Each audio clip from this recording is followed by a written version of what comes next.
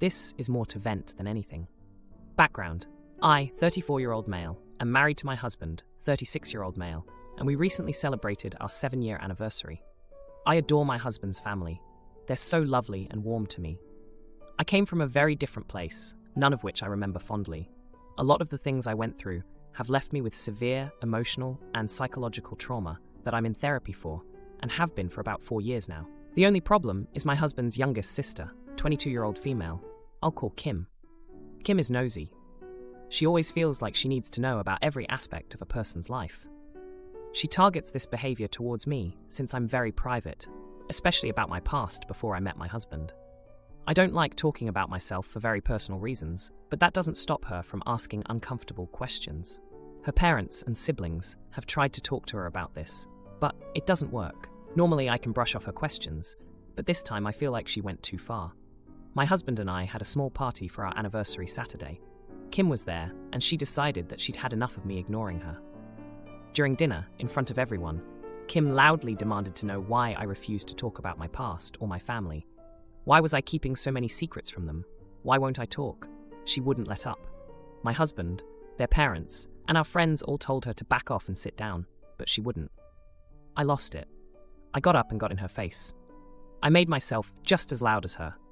I told her she's not entitled to my past or my trauma. She doesn't need to know what happened to me, that she has no right to interrogate and humiliate me in my own home, and that if she couldn't act like an adult, then she needed to leave, because I wasn't going to put up with her. I think I genuinely scared her. The entire room went dead silent. She tried to talk again, but every time she did, I cut her off and told her to leave. She finally left. The rest of the guests also left not too long after, since the mood was pretty much ruined. As soon as everyone was gone, I broke down. My husband held me and comforted me as best he could. He told me how proud he was of me for standing up for myself, something I've had trouble doing in the past. The next morning, I woke up to texts from Kim and her parents. I hate confrontation. My husband helped me go through them. Kim was saying I made her look like a bad person for just being curious, and she expected an apology. My husband's parents, thankfully, were more understanding. They agreed that Kim had been the one in the wrong for starting with me, and I had every right to defend myself. My mother-in-law thinks I could have handled it better and not stooped to Kim's level. My husband says I don't have to apologize, since Kim was the one in the wrong. My husband's parents said they'd talk to Kim, but we haven't heard anything. I'm really anxious. Am I the idiot for not wanting to talk about my past? Update. Hello again. I've had some people DMing me and asking for an update on the Kim situation. Unfortunately, it's not a great one. I'll keep it brief. Also, thank you everyone for your kind words. They really helped me put some things into perspective. So, we usually spend Christmas together, with my in-laws and my husband's siblings. But after the anniversary dinner, I didn't feel comfortable being around Kim for a while. My husband understood, and we talked to his parents. They agreed, and we went over to their place on Christmas Eve instead, so it would just be us. It was a nice evening. The trouble came the next day. My husband and I decided to just stay home and have a nice, lazy day in together. Around noon, my husband got a call from Kim asking why he wasn't at their parents' house, and they were going to start opening gifts soon. My husband explained that we spent Christmas Eve with them and chose to stay home today. Kim got upset. She said this wouldn't happen if I just stopped being weird and talked about my past. Here's where things get difficult. My husband got angry with Kim. He's one of the very few people that I have opened up to, and he's pretty protective of me because of it. He told her that my not talking wasn't the problem, but her nosy behavior was. If she would just leave me alone, there wouldn't be an issue. That her attitude was the reason we couldn't get together and have fun, because she just wouldn't let it go. He even told her that until she could grow up and respect my boundaries, she was going to see a lot less of us, which really upset her. I could hear her crying before my husband hung up the phone. We cuddled the rest of the day. I love my husband so much, and I'm really grateful he has my back. Kim has been making posts about people not wanting to be honest and hiding dangerous secrets. It's a little scary. I don't understand why she's doing this. I don't think I'll update again. I don't want someone I know to find this. Now, for a few comments before the update. Comment 1. Not the idiot. My mother-in-law thinks I could have handled it better and not stooped to Kim's level. I'm raising a pink flag with this one. Kim kept gunning for you, and as you said, you lost it. You were defending yourself. If Kim had been hitting you, you would have the right to punch back. Tell my mother-in-law that you also need an apology from her for this and for raising her daughter to be a verbally hurtful brat. Kim was harassing you, flat out, and you have more than a right to defend yourself. Explain this to my mother-in-law in no uncertain terms and block Kim from everything. She has no place in your life until she changes her behavior and apologizes sincerely for traumatizing you. Comment 2, not the idiot. I think you handled it brilliantly. People like Kim need to be confronted like that. She can dish it, but she can't take it. She thought bullying you in a semi-public setting would get what she wanted. But instead, she got what she deserved. So she's playing the victim.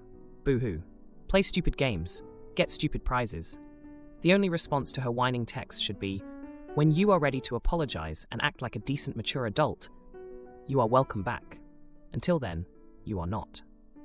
And that message should come from both you and your husband. Now for the update. Hello again. First off, thanks to everyone who reached out after my last post. Your comments were a lifeline when I was drowning in stress. So, here's what's been going down with Kim since the anniversary blow-up. After the whole anniversary dinner showdown, things with Kim went from bad to worse.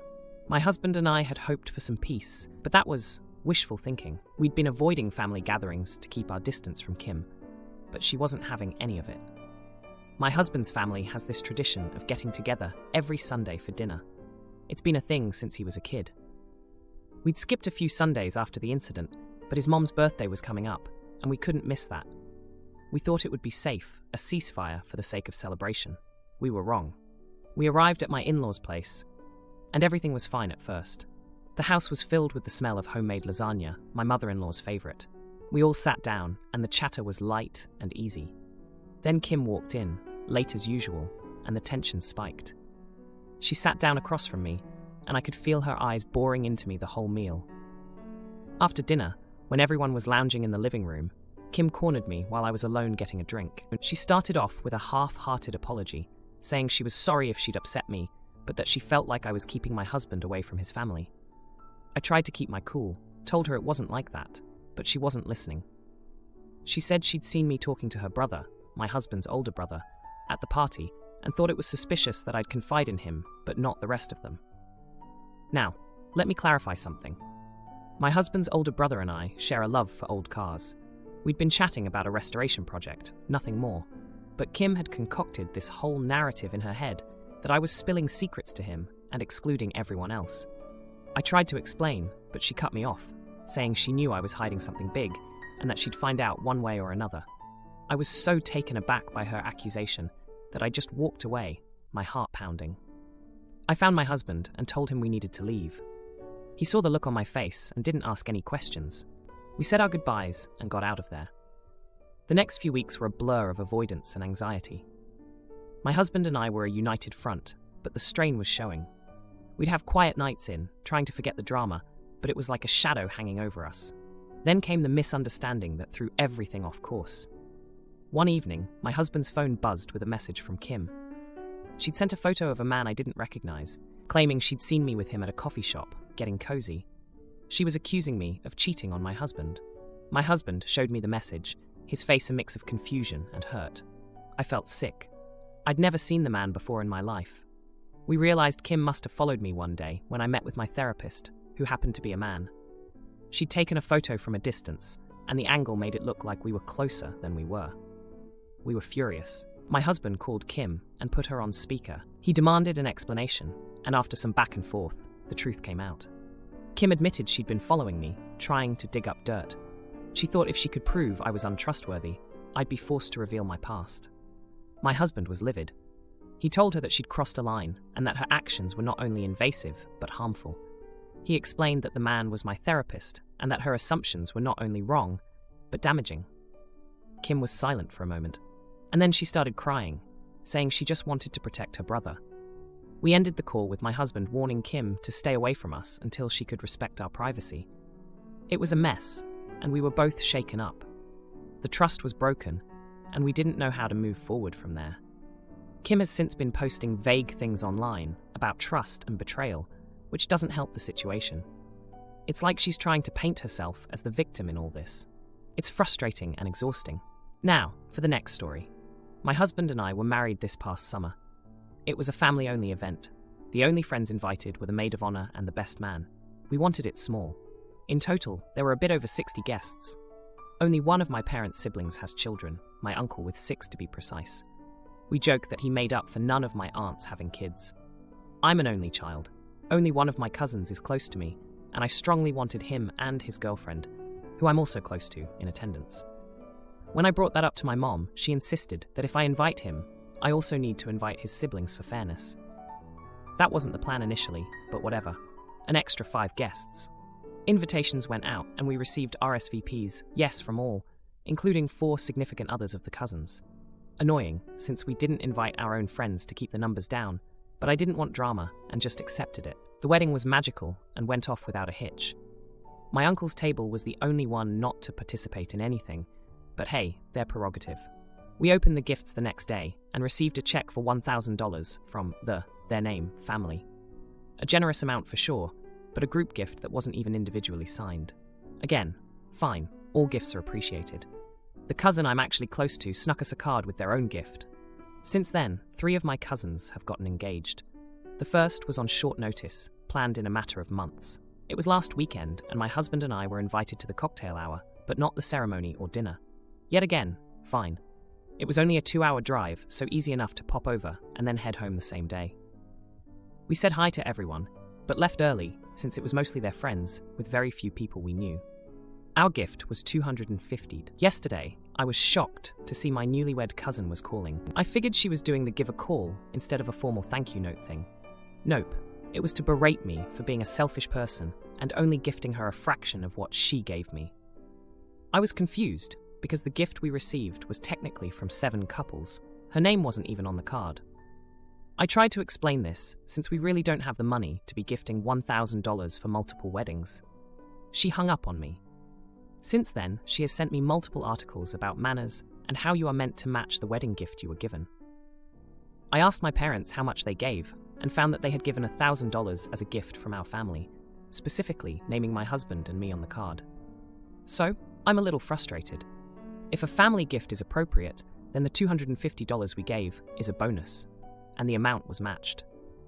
I didn't want to start anything, so I haven't pointed this out to my cousin. However, I'm still getting texts from her and her siblings about how greedy I am. We have been uninvited to the next cousin wedding because they don't want to waste money on trash like us that don't reciprocate. Are we really the ones at fault here? Now, for a few comments before the update. Comment 1. Not the idiot. Put out a group text showing that the family gift was not actually collected from members, and none of them signed the card. That your parents actually gave the gift and courteously put family on the card to not embarrass them. But since they are complaining about a gift you gave, you wanted everyone to know that they are complaining about something they didn't actually do to begin with. Show the whole family how terrible they are. RSVP yes, then don't show up. Comment 2. Absolutely not the idiot. Since they decided to go nuclear by uninviting you to future events and harassing you, I would send the cousins a comparison of $1,000 is less than $1,250 every time one of them texts you. I would also say that if they had basic manners and knew basic math, then they would understand that their actions lack maturity. I would also tell your uncle and parents about the treatment you've received. If it were my parents, they would be so angry. Now, for the update. 3 days ago, I was sitting at home, still reeling from the call with my newlywed cousin who had accused me of being selfish for the wedding gift we gave her. I was trying to shake off the feeling of being uninvited to the next cousin's wedding when my phone buzzed with a new message. It was from the cousin I'm actually close to, the one who had snuck us a separate wedding gift. He wanted to meet up and talk, saying it was urgent. We met at a local coffee shop the next day, and he looked more serious than I'd ever seen him. He explained that he overheard his sister, the one who had called me, bragging to their other siblings about how she manipulated the situation. Turns out, she had convinced my uncle to write the $1,000 check for our wedding, knowing full well that it would set a precedent for the gifts at their own weddings. She had planned to guilt-trip us into giving more than we could afford. I was shocked. My cousin and I had grown up together, playing in our grandparents' backyard, building forts and sharing secrets. He was the one who had taught me how to ride a bike after I had fallen off and scraped my knees a dozen times. And now, he was revealing a side of his family I never knew existed. The next twist came later that day when my husband came home from work. He had run into one of my other cousins, the one who was getting married next. They had a confrontation right there on the street. My husband, who had always been the calm and collected one, had lost his cool. He told my cousin about the manipulation and deceit that was going on behind our backs. My cousin was taken aback, having no idea about his sister's scheming. That evening, my phone was blowing up with messages from my cousins. They were apologizing, saying they had no idea about their sister's plan. They had always seen her as the responsible one, the one who organized family events and took care of their parents when they were ill. But now, they were seeing a different side of her. The following day, my parents called. They had heard about the drama and were furious. My mom, who had always been the peacemaker in the family, was especially upset. She had spent years making sure everyone got along, hosting family dinners every Sunday, and mediating arguments. She couldn't believe that one of her brother's children would cause such a rift in the family. But the real jaw-dropper came later that night. My newlywed cousin, the one who had started all this, showed up at our doorstep, tears streaming down her face. She confessed that she was in debt and had been using the wedding gifts to pay it off. She had been living a life she couldn't afford, trying to impress her friends with lavish parties and expensive clothes. She had seen our wedding as an opportunity to get a large gift that would help her financial situation. I was torn between anger and pity. This was the cousin who had always been the life of the party, the one who had convinced me to go on a spontaneous road trip across the country after high school. We had shared so many memories, and now she was standing in front of me, broken and desperate. We talked for hours that night. She apologized for her behavior and for putting such a strain on our relationship. She promised to make it right with the rest of the family and to start living within her means. Now, for the next story. I, 25-year-old female, worked for a university from the age of 18 to 21. For many years, I felt university wasn't for me. Although I had good grades, my self-esteem was pretty low, and I thought I wasn't good enough for university and couldn't even afford it. I worked as an assistant for various departments, and many of my colleagues who taught students said they could see my potential. They finally encouraged me to apply. I decided to apply for the university and got in. I was accepted onto 4 scholarships designed for students with lots of potential, so I no longer had to worry about applying for student loans and not being able to afford it. Last year, I was meant to be in my final year of university, and I should have graduated. However, a student was making up rumors about me and this lecturer having an affair, which didn't happen. The university soon picked up on these rumors and started their own investigation. At first, the lecturer and I had to stay separated, which meant I missed half the classes, as she was one of 2 who was teaching me for that year. 2 months later, the lecturer got suspended with full pay. 5 days later, the university sent me an email to my personal email account, informing me that I was being suspended, not allowed on university grounds, and not allowed to contact anyone at the university. The staff who were investigating these rumors fully believed that we were having an affair, and we were suspended for 9 months so they could find evidence of our affair. As a result of their 9-month investigation, I ended up failing the final year, and now I have to retake it. While suspended, these rumors about the affair were spreading around the campus fast, and everyone knew. I had a friend who I now consider my best friend, who made contact under a secret Snapchat account.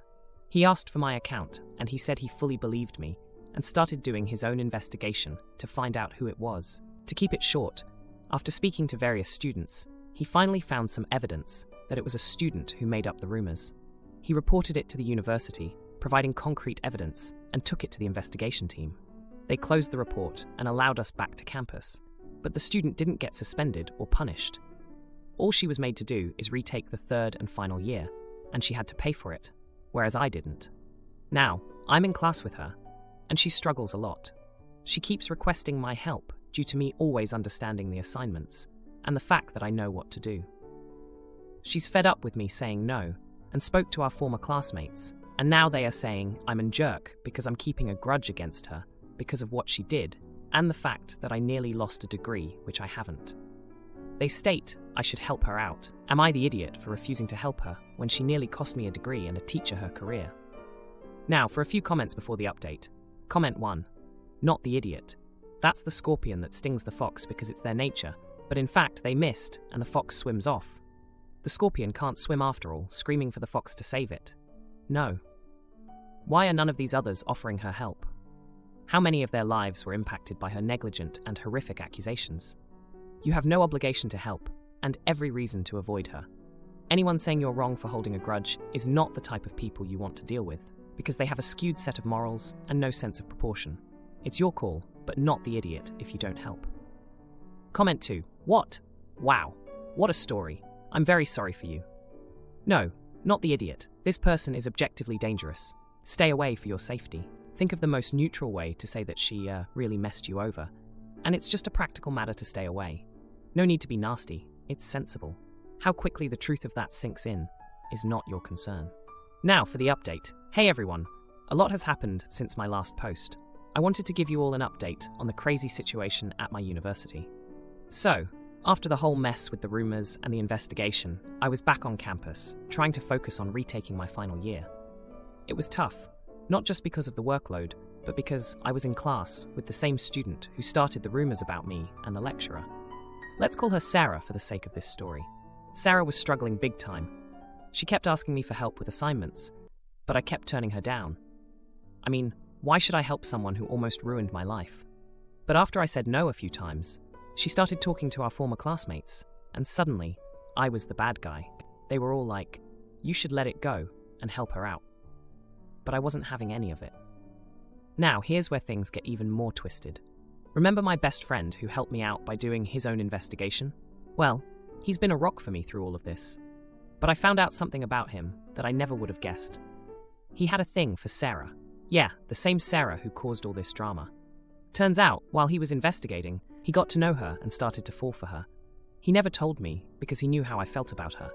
But as they say, the heart wants what it wants, and he couldn't help himself. He was torn between his loyalty to me and his feelings for her. One day, I caught them together at a coffee shop off campus. They were sitting close, laughing, and it looked like more than just a friendly chat. I felt so betrayed. Here was my best friend, the one person who stood by me, and he was getting cozy with the enemy. I confronted him later that day, and he came clean about everything.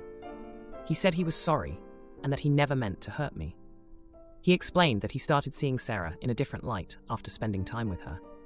He believed she was genuinely remorseful about what she did, and that she deserved a second chance. I didn't know what to think. I was angry, hurt, and confused. Part of me wanted to cut them both out of my life, but another part of me wondered if I was being too harsh. After all, everyone makes mistakes, right? But wait, it gets even crazier. The lecturer who got suspended? She came back to teach this semester, and guess what? She and I had to have a meeting to clear the air before classes started. It was awkward, to say the least. She told me she held no hard feelings and that she understood why I kept my distance. During our talk, she dropped a bombshell. She had been going through a rough divorce at the time the rumors started. Her ex-husband was trying to use anything he could against her, and the rumors made it to the courtroom. She was fighting to keep custody of her kids, and the scandal at the university was the last thing she needed. I felt terrible for her. Here I was, thinking I had it bad, but she was dealing with so much more. We ended up bonding over the whole ordeal and decided to support each other moving forward. Now, back to Sarah. She was still struggling in class, and after everything that happened, I started to feel a little sorry for her. I didn't want to help her, but I also didn't want to be the reason she failed. It was a tough spot to be in. Then, one day, she approached me with tears in her eyes. She apologized for everything. She told me she was under a lot of pressure from her family to be perfect, and that she started the rumors because she was jealous of my success. She said she regretted it every day since, and that she understood if I couldn't forgive her. I was taken aback. I never expected her to own up to it like that. It didn't erase what she did, but it made me see her in a different light. I was still mad, but I started to think maybe I could help her, just a little. Not for her sake, but for mine, so I could move on and put this whole mess behind me. So, I agreed to help her with some study tips, nothing too involved, just enough to get her on the right track. It felt good to let go of some of that anger. But here's the twist. Just when I thought things were settling down, I found out that the university was launching another investigation. This time, it was about the scholarships I received. Someone had anonymously tipped them off, claiming I didn't deserve the scholarships, and that I got them through favoritism because of my supposed affair with the lecturer. I couldn't believe it. After everything, it was starting all over again. And the worst part? The evidence was pointing to Sarah as the one who made the anonymous tip. It was like a slap in the face.